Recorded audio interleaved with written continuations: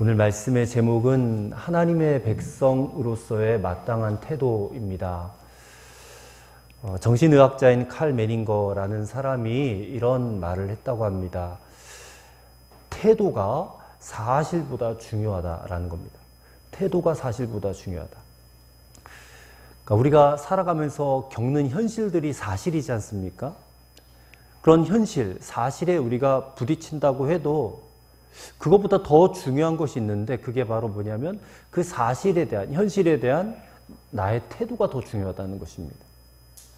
그리고 사실에 대한 나의 태도에 따라서 결과가 달라진다는 거예요. 어떤 외판 사원이 있었습니다. 외판 사원이니까 여러 곳 다니면서 물건을 팔아야 되잖아요. 근데 이 사람이 자신감이 없어요. 그래서 물건을 팔아야 되는데 팔지를 못해서 늘 그냥 그 마음속에 두려움이 가득해요. 그리고 회사에서 막 쫓겨날 것 같은 그런 생각이 들었어요. 그러니까 자꾸 그게 악순환이 되는 거잖아요. 마음에 두려움이 오고 두려움 때문에 팔지 못하니까 실적도 안 쌓이고 그게 이제 계속 반복이 되는 겁니다. 그래서 이 사람이 생각합니다. 내가 내 힘으로는 도저히 이 두려움을 이기지 못할 것 같다. 그것을 깨닫고 이 사람이 크리스찬이니까 말씀 카드를 만들었습니다. 그래서 말씀 카드에 뭐라고 썼느냐. 마태복음 17장 20절을 썼습니다. 거기에 너희가 만일 믿음이 한 겨자씨만큼만 있으면 이 산을 명하여 여기서 저기로 옮기라 하여도 옮겨질 것이요. 그리고 로마서 8장 31절도 썼습니다. 만일 하나님이 우리를 위하시면 누가 우리를 대적하리요. 아주 힘 있는 말씀, 능력 있는 말씀을 이렇게 써가지고 계속 읽은 거예요. 그 말씀을 암기한 거예요.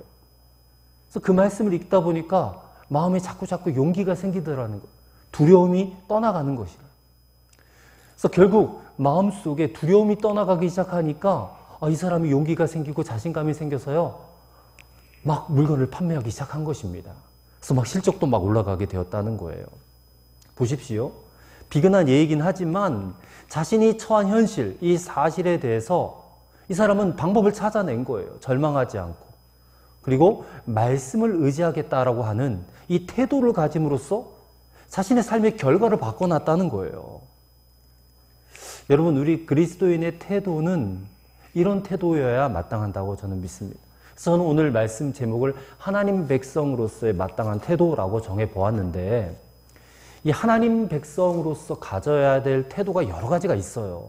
여러 가지가 있겠지만 온유함, 겸손함, 정직함 여러 태도가 있겠지만 결국에는 믿음의 태도로 귀결돼요.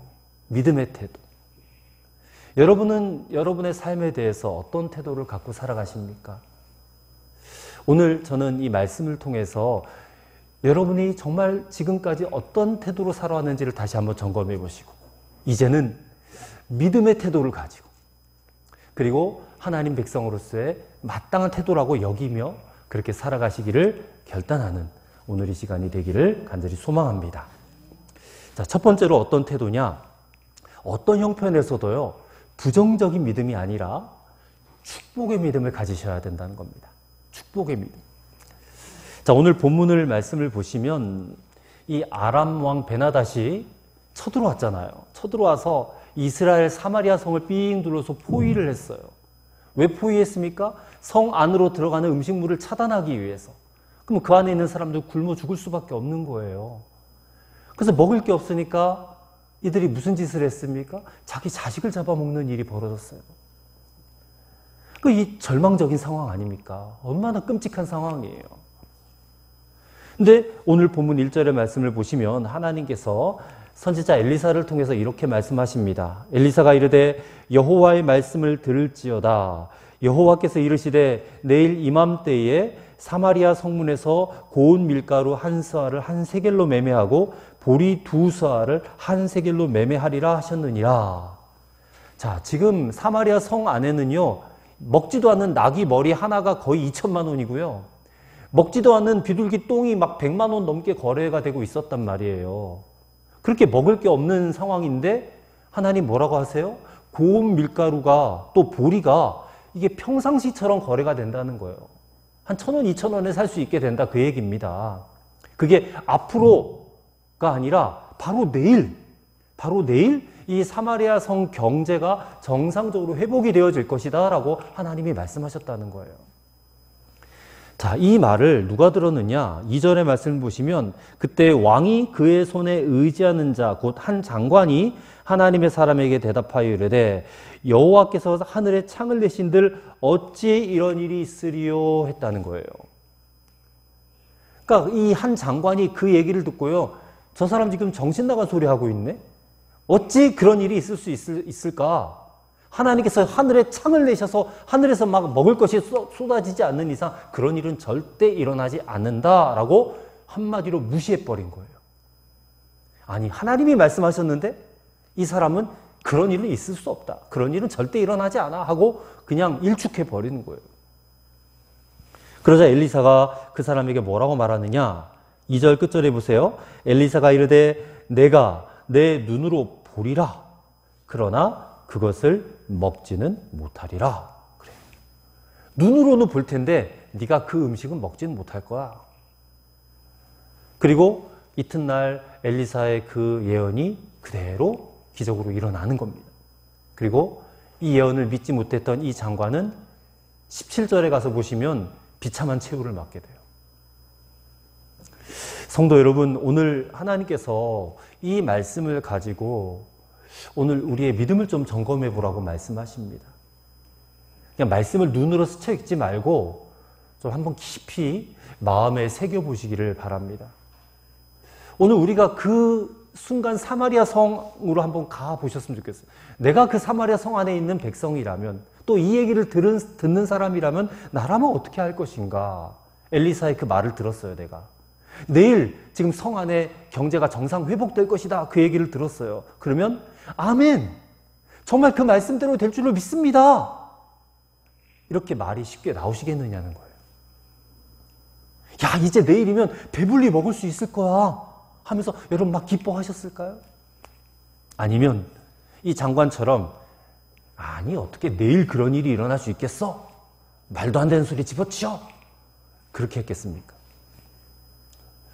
오늘 하나님께서는 우리에게 이 장관과 같은 그런 불신앙이 있지는 않은지 그걸 묻고 계시다는 거예요. 하나님은 사실상 이 장관의 그 불신앙의 말을 들었을 때에 마음이 많이 아프셨을 것 같아요. 아니 내가 하겠다고 하는데 왜 저 사람은 내 말을 믿지 않지? 그래서 섭섭하기도 하셨고 한편으로는 굉장히 노하셨던 것 같아요. 왜 그러냐면 그 장관이 얼마든지 믿을 수 있는 사람이었기 때문에 그래요. 이 장관은요, 보세요. 그동안 이스라엘 나라에 일어났던 모든 일들을 다 알고 있었던 사람이에요. 나만 장군이 와서 기적적으로 고침을 받았어. 그 나만 장군이 나병에 걸렸잖아요. 문둥병에 걸렸는데 살이 썩어가는 병에 걸렸는데 그게 그 사람이 그냥 요단강에 7번 몸을 잠갔다 나왔다 잠갔다 나왔다 하니까 깨끗하게 치유받았잖아요. 그것도 보았고. 또 도단성에 쳐들어왔던 아람 군대가 막 일시에 눈이 멀어가지고 사마리아 성에 포로로 끌려오는 것도 보았고, 이 왕을 바로 옆에서 보좌하던 장관인데 그 장관이 이런 일들을 몰랐다면 이상한 일 아니겠습니까? 그럼 하나님의 기적을 다 눈으로 본 사람인데 지금 이 정도밖에 말을 못한다면 이 사람은 하나님이 베풀어 주시는 잔치를 누릴 수 있는 자격이 없다는 것입니다. 하나님은요, 아무 근거도 없이 우리에게 믿음을 요구하지 않으십니다. 다 근거를 보여주셔요. 보여주신단 말입니다. 하나님을 정말 믿을 만한 사람에게 믿음을 요구하시는 거예요. 근데 이 장관은 충분히 믿을 만한 사람임에도 불구하고 하나님 말씀에 부정적인 반응을 보였어요. 근데 그 사람의 모습이 오늘 우리의 모습이 아니냐? 제가 그것을 질문하고 싶은 겁니다. 여러분, 하나님께서 허락하실 축복을 누리려면 정말 어떠한 형편에서도요, 축복의 믿음이 있으셔야 됩니다.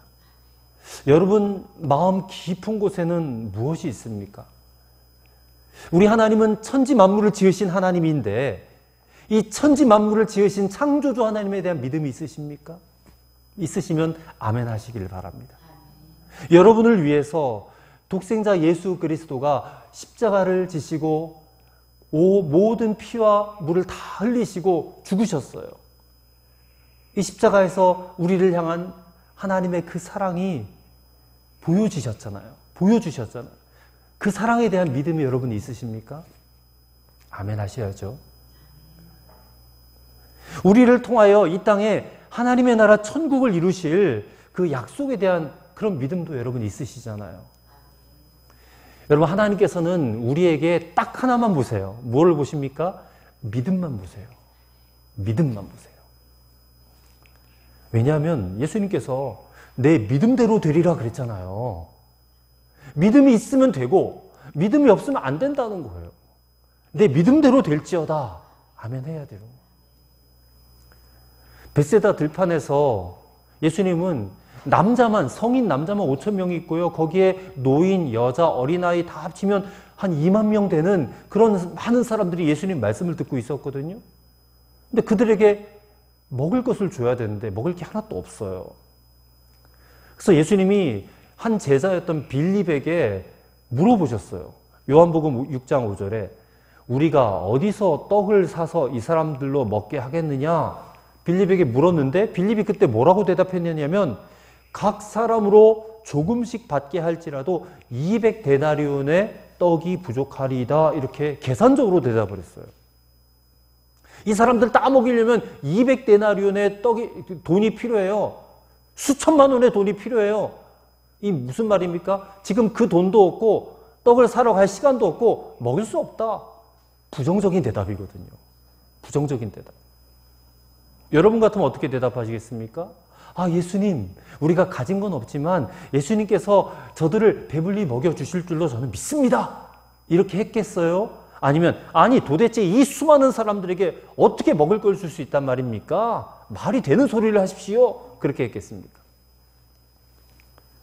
그러니까 이게 이성적이고 합리적인 사람이라면요, 현실만 바라보고 그냥 현실적으로 이거는 불가능한 일이다. 딱 치부해버리는 거예요.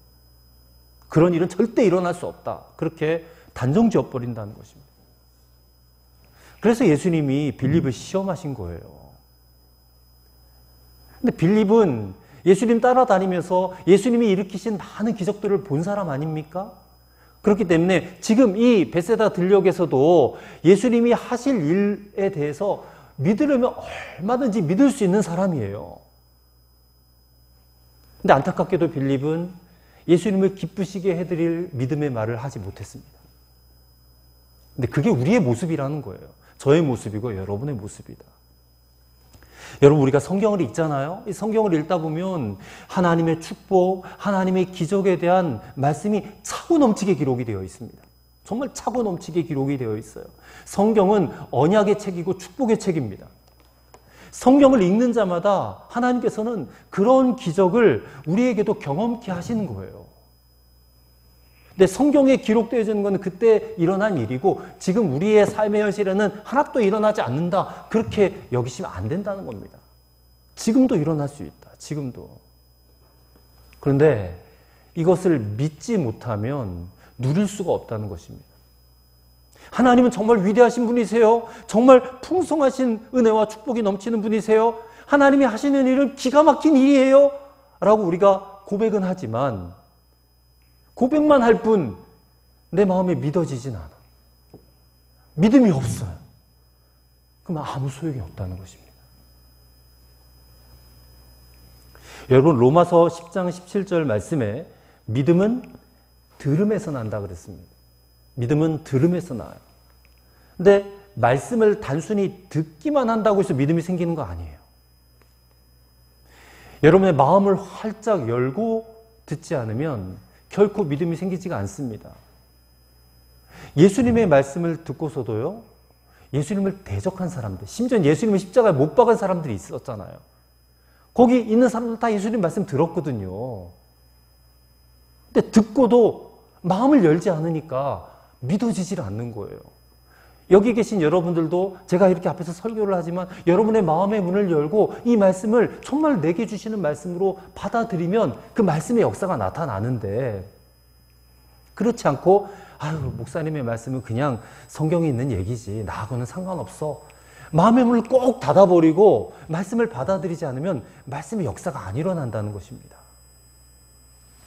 그래서 예수님이 이사야의 예언을 자주 인용을 하셨어요. 마태복음 13장 14절에 보면 너희가 듣기는 들어도 깨닫지 못할 것이요. 보기는 보아도 알지 못하리라 그랬어요.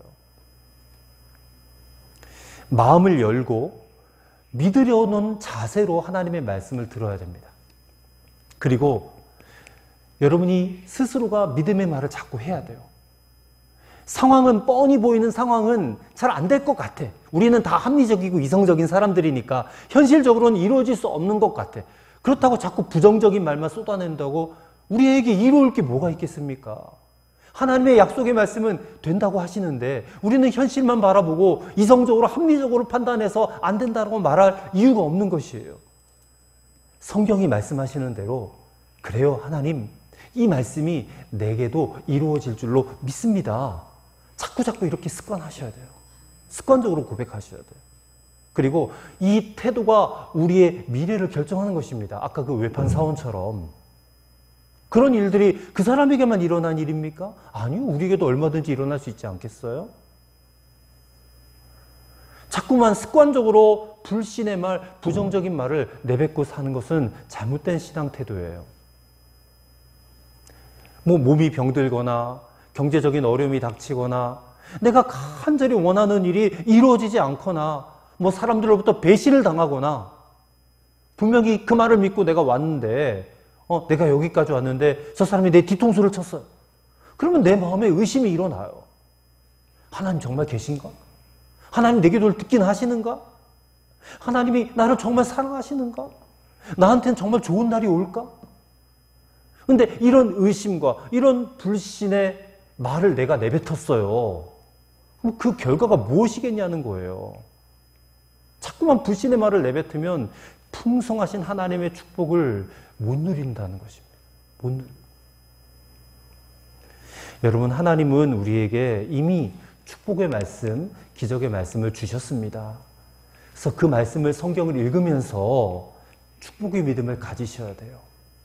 그리고 하나님께서 하실 일에 대한 가슴 벅찬 기대감을 갖고 자꾸 믿음의 말을 하셔야 돼요.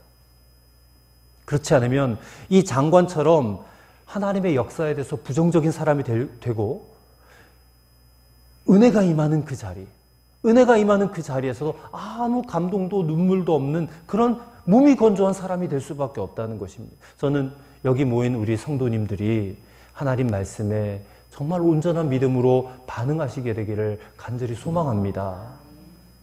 예수님은 네가 믿으면 하나님의 영광을 보리라 그랬어요. 믿으면 영광을 보리라 그랬습니다. 그 주님의 말씀을 신뢰함으로 살아가시는 여러분과 저가 되기를 간절히 소망합니다. 두 번째로 어떤 태도를 가져야 되느냐? 아름다운 소식을 전하는 사람이 되셔야 된다는 겁니다. 자, 말씀의 역사는 의외로 성문 어귀에 있던 4명의 나병 환자에게서 일어나요. 오늘도 나병 환자가 등장을 합니다. 4절의 말씀을 보세요. 3절 4절입니다. 성문 어귀에 나병 환자 4사람이 있더니 그 친구에게 서로 말하되 우리가 어찌하여 여기 앉아서 죽기를 기다리랴. 만일 우리가 성읍으로 가자고 말한다면 성읍에는 굶주림이 있으니 우리가 거기서 죽을 것이요. 만일 우리가 여기서 머무르면 역시 우리가 죽을 것이라. 그런즉 우리가 가서 아람 군대에게 항복하자. 그들이 우리를 살려두면 살 것이요 우리를 죽이면 죽을 것이라. 어차피 굶어 죽든 아람 군대에게 칼을 맞아 죽든 이래 주구나 저래 주구나 죽기는 매한가지니 한번 가보기나 해보자. 그런 말이에요 지금. 그래서 해가 질 무렵에 아람 군대 진영으로 이 4명의 문둥병자가 간 겁니다. 근데 바로 그 시간에 하나님께서 놀라운 일들을 계획하고 계셨다는 거예요. 자, 6절의 말씀을 보면 아람 진영의 그 군인들에게요 어떤 소리를 듣게 하세요. 막 말발굽 소리가 들리고요. 함성 소리가 들리고요.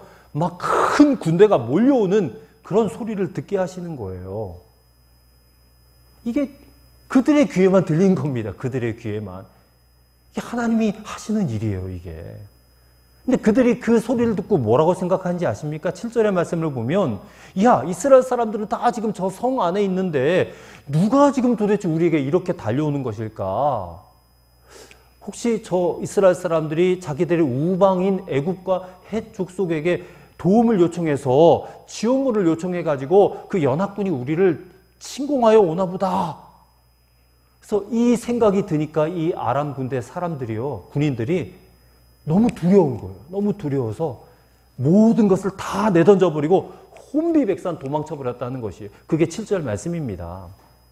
여러분, 하나님의 역사는요, 이처럼 우리가 도무지 생각할 수도 상상할 수도 없는 방법으로 역사하시는 거예요. 하나님의 역사는 그런 겁니다. 우리가 생각한 대로 역사하지 않으세요. 우리가 상상한 대로 일하지 않으세요. 하나님 우리의 생각을 뛰어넘으시는 분이세요. 저는 정말 저와 여러분의 삶에 우리의 생각과 기대를 훌쩍 뛰어넘어 역사하시는 하나님을 반드시 경험하시게 되기를 바랍니다. 이런 하나님을 경험해야 돼요. 이 4명의 나병 환자들이 가보니까 아람 군인들이 한 사람도 없어요. 텅 비었어요. 그래서 그들의 장막에 들어가서 보니까 막 먹을 것들이 넘쳐나. 배가 너무 고프니까 막 닥친 대로 마음껏 다 먹고요. 내일 먹을 것까지 다 숨겨놓고요. 먹고 나니까 또 좋은 옷들도 보이고요. 그 옷들도 막 다 감춰놓고 은과금도 다 감춰놨어요. 근데 그렇게 하다 보니까 이 나병 환자들이요, 이런 생각이 드는 겁니다. 자, 9절의 말씀을 보시면 나병 환자들이 그 친구에게 서로 말하되 우리가 이렇게 해서는 아니 되겠도다. 오늘은 아름다운 소식이 있는 날이거늘 우리가 침묵하고 있도다. 만일 밝은 아침까지 기다리면 벌이 우리에게 미칠지니 이제 떠나 왕궁에 가서 알리자. 그랬어요. 지금 저 성 안에는 굶어 죽어가고 있는 백성들이 많이 있는데 우리가 빨리 가서 이 아름다운 소식을 전해야 되겠다. 이 기쁜 소식을 전해야 되겠다. 여기 앉아서 우리만 배불리 먹고 있으면 이거는 하나님 앞에서 벌 받을 일이다. 그 얘기를 하는 거예요. 그래서 지금 이 기쁜 소식을 왕궁의 문지기에게 전해요. 왕궁의 문지기는 이 사실을 왕궁에 있는 자에게 전해요. 그래서 마침내 모든 이스라엘 백성들이 이 소식을 듣고 기뻐하는 겁니다. 여러분, 우리가 이 4명의 나병 환자와 같은 사람들이었어요. 우리도 이처럼 하나님의 큰 은혜를 받은 자 아닙니까? 근데 이 은혜를 받았는데 이 은혜를 나만 갖고 있는 거예요. 나만. 다른 이에게 알려야 되는데 이 은혜를 나만 갖고 알리지 않아요. 그리고 나만 누리고 싶어요. 나만. 그럼 어떻게 되는 겁니까? 오늘 본문 9절 말씀에 우리가 이렇게 해서는 아니 되겠도다 했는데 옛날 성경에는요, 우리의 소위가 선치 못하다 이렇게 표현이 되어 있어요. 우리의 소위가 선하지 못하다. 이 말은 우리의 지금 행동이 죄다 이런 얘기예요. 우리가 지금 죄를 짓고 있다 그러는 겁니다. 성 안에는 지금 쌀, 보리 한 톨 없어가지고 자기 자식을 잡아먹는 사람들이 있는데 우리는 지금 우리만 먹고 마시고 감추고 있으면 이거는 하나님 앞에 죄를 짓는 일이다. 그런 얘기예요. 지금 우리 주위에 또 온 세계 열방에 우리가 받은 이 은혜의 복음을 몰라서 죽어가고 있는 사람들이 대부분이에요. 근데 우리는 우리 자신만 더 은혜 받으려고 하고 이 은혜의 복음을 전하려고 하지 않아요. 그러면 그것이 하나님 앞에 큰 죄가 된다. 그 말입니다. 여러분, 교회가 왜 이렇게 많아요? 집집마다 골목마다 교회가 천지잖아요. 근데 왜 우리나라에 이렇게 불신자들이 많을까요? 몇 해 전에 기독교인 몇 명이나 되는지 통계를 했는데, 조사를 했는데, 우리 개신교, 천주교 빼고 개신교만 500만 명이 안 된대요, 이제. 언제는 1000만 명 넘었다고 그랬잖아요. 우리나라 4분의 1이 예수 믿는 사람들이다 그랬는데, 이제는 다 어디 갔는지 사라져버리고 500만 명도 안 남았대요. 우리 감리교회도 한때는 막 300만 전도 운동 막 했었는데요. 지금 100만 명도 안 돼요. 우리 감리교회도. 믿는 사람들이. 어느 선교사님 말씀하시길요. 지금 이 지구상에는 많은 부조리가 있다고 말했습니다. 어떤 부조리가 있느냐? 부의 부조리가 있고 자원의 부조리가 심각하대요. 그러니까 돈 많은 사람들만 많이 가지고 있고 자원도 많이 가지고 있는 곳만 많이 가지고 있고 없는 데는 하나도 없고 그게 부조리라는 겁니다. 근데 세상에 그 많은 부조리 가운데 가장 큰 부조리가 뭐냐? 바로 복음의 부조리라는 겁니다. 복음의 부조리. 이 말씀과 은혜가 너무 일부에만 치우쳐 있다는 거예요. 은혜가 넘치는 곳에는 너무 넘치고 은혜가 부족한 곳은 너무 부족하고 은혜의 부조리, 복음의 부조리예요. 왜 이런 부조리가 왔는가? 이 은혜를 전해줘야 될 사람들이 책임을 다하지 않았기 때문이다라는 거예요. 어느 교회 목사님이 교인들에게 질문을 할 때 성도님들 잘 몰라도요, 그 질문에 대한 대답을 전도라고 하면 90%는 정답에 맞아요. 그랬다는 겁니다. 그래서 그 교회의 해답은 전도래요, 전도. 우리 인생의 목적은 전도라는 것입니다. 여러분, 우리가 마트에 왜 갑니까? 마트에 왜 가긴요? 물건 사러 가죠. 근데 이제는 바뀌어야 된다는 거예요. 우리는 마트에 전도하러 갑니다. 전도하고 물건도 사오는 것이다 라는 거예요. 여러분, 시장에 왜 갑니까? 전도하러 갑니다. 식당에는 왜 갑니까? 전도하러 가서 음식도 먹고 오는 겁니다. 병원에는 왜 가죠? 전도하러 갑니다. 가서 치료도 받고 오고 하는 겁니다. 직장에는 왜 갑니까? 전도하러 갑니다. 그리고 가서 일도 하고 오는 것이다. 그러니까 관점이, 우리의 시선이 이렇게 바뀌어져야 된다는 거예요. 우리의 일상생활이잖아요. 마트 가고 밥 먹고 식당 가고 학교 가고 직장 가고 이게 우리의 일상인데 그 일상의 목적이 바뀌어져야 된다는 거예요. 이제는. 그게 우리의 사명이라는 거예요. 사명. 왜냐하면 하나님은 너희가 전하지 않으면 그것이 죄다라는 거예요. 죄다. 그래서 우리의 인생의 목적을 다시 세팅을 해야 돼요. 전도예요. 전도. 하나님 우리를 전도자로 부르신 줄을 믿으시기를 바랍니다. 베드로 부르실 때에 예수님께서 나를 따라오너라, 내가 너를 사람을 낚는 어부가 되게 하리라 그랬습니다. 그냥 물고기 낚는 어부가 아니라 사람을 낚는 어부가 되게 하리라. 우리는 사람을 낚는 어부들이에요. 여러분을 살리신 이 복음이 부끄러운 거 절대 아니잖아요. 예수 그리스도가 부끄러우십니까, 여러분? 여러분을 살리시고 여러분을 구원하시고 여러분을 천국으로 인도하시는 그 유일한 이름 예수 그리스도, 그 이름이 부끄러우세요? 아니잖아요. 너무 자랑스러운 이름. 그래서 우리 교회 표어는 예수님 한 분이면 충분한 교회예요. 예수님밖에 없어요. 전할 게. 여러분에게 줄 수 있는 것은 돈, 명예, 권세 아무것도 없어요. 제가 여러분에게 줄 수 있는 거 오직 예수님 한 분밖에 없어요. 예수님의 이름만 여러분에게 드릴 수밖에 없습니다. 왜냐면 그게 전부니까. 누구에게나 기쁜 소식이에요. 이 예수님의 이름이 기쁜 소식이 아닌 사람 아무도 없어요. 누구에게나 이 예수님은 필요합니다. 필요합니다. 그래서 오늘 이 말씀을 읽으면서 회개해야 돼요. 하나님, 내가 그동안 나만을 위해서 살았군요. 나 배불리고 내 가족만 잘되게 하기 위해서 그렇게 살았군요. 내가 하나님 앞에 큰 죄를 지었습니다. 이제는 이 복음, 이 기쁜 소식을 전하며 살겠습니다. 순종함으로 복음을 전하겠습니다. 할 때에 여러분, 세상에 죽어가는 많은 사람들의 그 영혼의 굶주림이 해결되어지는 역사가 저와 여러분을 통해서 이루어지게 될 줄로 믿습니다. 마지막 세 번째로, 이 어리석은 백성들처럼 소동하지 말아야 한다는 것입니다. 자, 사마리아 성에 이제 갇혀 지내던 백성들을 생각해 보세요. 그들은 지금 소망이 없어요. 이제 내일 당장 먹을 게 없으면 굶어 죽어야 돼요. 절망의 어두운 그림자만이 가득했어요. 근데 그런 그들에게 복음의 기쁜 소식이 들려졌어요. 이제 이 성 밖에 나가면 먹을 것이 많다.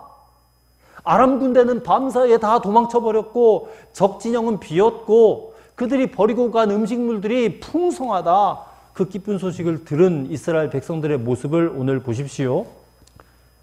자, 17절 말씀입니다. 17절 말씀.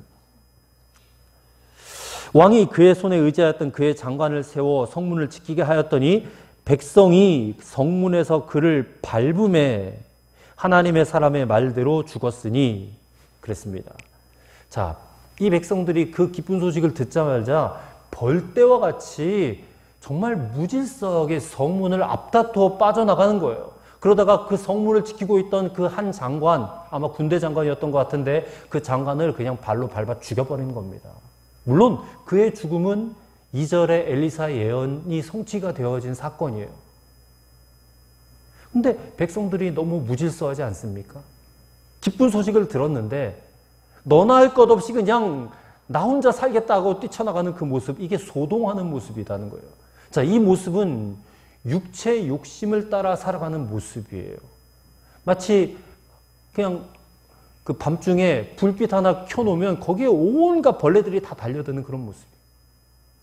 욕심에 눈이 멀어서. 내가 조금 더 가져야 되겠다라는 생각에 사로잡혔어. 다른 사람은 안중에도 없이 행동해버리는 이런 태도. 여러분, 육체의 욕심에 따라 사는 사람은요, 본질상 진노의 자식이라고 그랬어요.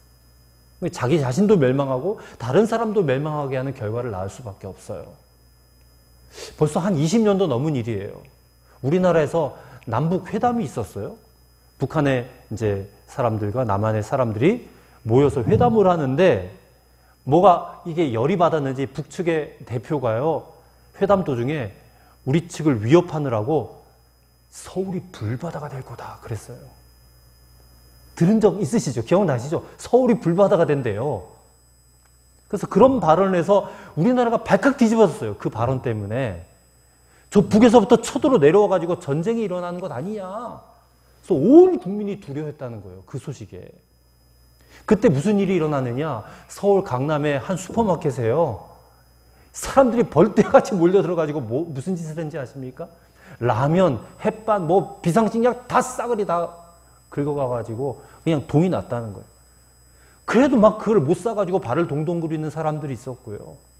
그런 일들이 있었다는 거예요. 그것도 우리나라에서 가장 부촌인 강남에서 그런 일이 있었어요. 강남에서. 여러분, 북한에서 서울까지 전투기 내려와서 폭격하고 공격하는데 10분도 안 걸려요. 10분도 안 걸려요.